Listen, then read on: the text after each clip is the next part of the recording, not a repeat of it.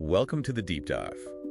Today we're jumping into two concepts that really seem like polar opposites: madness and enlightenment. Right. Worlds apart, you'd think. Exactly. Our sources, though, they pull from philosophy, psychology, even neuroscience, and they start to blur that line. Yeah, it's not so black and white. One seems like fragmentation, the other wholeness. But maybe it's more complicated. Okay.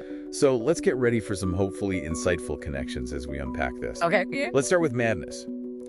Philosophically, you've got figures like Nietzsche's mad prophet, the one yelling, "God is dead." Yeah, seen as totally insane. Maybe just because he was ahead of his time, saying something people weren't ready to hear. Could be.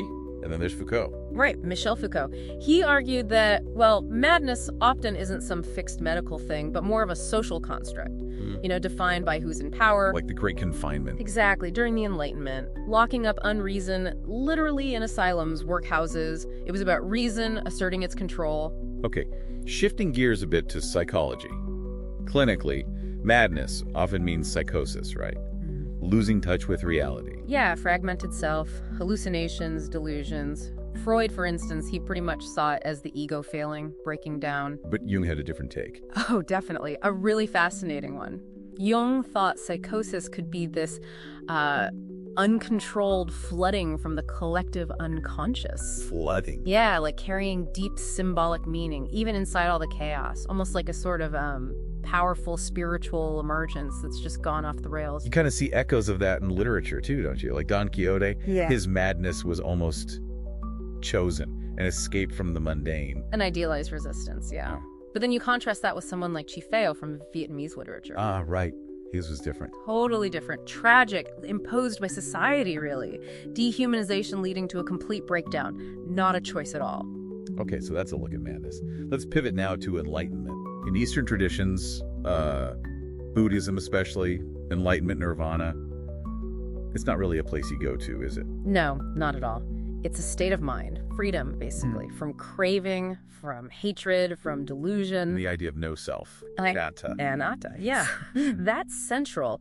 Recognizing the ego, our usual sense of I, as fundamentally an illusion, that's the path to liberation. Very different from, say, Western ideas of self-improvement. And Zen even talks about sudden enlightenment, right? Like a flash. Yeah, Yeah. sudden breakthrough. It's not always gradual. Then in the West, you've got Plato. Plato's cave allegory. The Yeah. classic. Right. The philosopher leaves the shadows, sees the true forms. It's an enlightenment of the rational self, achieved through reason. Definitely more intellect-driven, you could say. But what's interesting is you also see these figures historically. Like the Zen master Ikki Isushun, Crazy Cloud. Crazy Cloud, I like that. Yeah, he deliberately broke norms, drinking, relationships, whatever, to challenge hypocrisy, showing that, wisdom can look pretty unconventional sometimes. So, okay. We've got madness, we've got enlightenment. They seem so different. How could they possibly overlap? Well, that's where it gets really interesting. Stanislav Grof, the psychiatrist, he coined the term spiritual emergency. It describes these intense periods of spiritual growth that can actually look a lot like psychosis. Really? Mimicking psychosis. Yeah, but he saw them potentially as healing crises. Crises of transformation, he called them. If they're supported the right way, that is. Kind of like a shaman's difficult initiation. And the DSM, the psychiatric manual, it even has a category now, doesn't it? Something like religious or spiritual problem. It does. It's a small step, but it acknowledges that these experiences aren't always pathological. But beyond definitions, what's happening in the brain, that's key. Right, the biology. Let's talk about the default mode network, the DMN. Okay, the DMN. So this is basically your brain's idle network. Active when you're mind-wandering, thinking about yourself, the past, future. Your internal monologue hub, essentially, often linked to our sense of self, our ego. And in psychosis, what do studies show? Well, they often show a DMN that's hyperactive but also fragmented, disorganized. It's like the boundary between your inner thoughts and the outside world just dissolves. It's chaotic. Okay, hyperactive and fragmented. But then what about experienced meditators? See, that's the fascinating flip side. They often show reduced DMN activity. Induced. Yeah, leading to a quieter mind, less self-referential thought, a more diffused sense of self. Wow. So both states involve major shifts in this network. Exactly.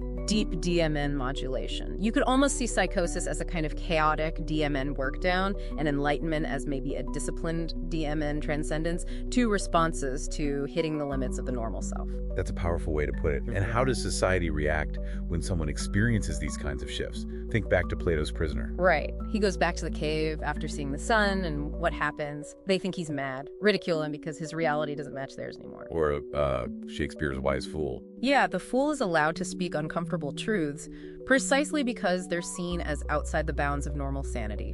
Society seems to swing between suppression, calling it illness, and veneration, calling them masters. It's quite the dichotomy. It really is. What's so compelling is seeing madness and enlightenment as these maybe archetypal ways humans respond when we confront the very limits of our ordinary self, our agreed-upon reality. One path leading towards breakdown, the other towards a kind of disciplined breakthrough. Precisely. So this whole deep dive, it really makes you wonder, doesn't it? Is our idea of sanity maybe just a fragile agreement? And could we, as a society, maybe get better at supporting people going through these profound shifts, help turn potential breakdowns into those transformative breakthroughs? That's the big question, isn't it? Something definitely worth pondering.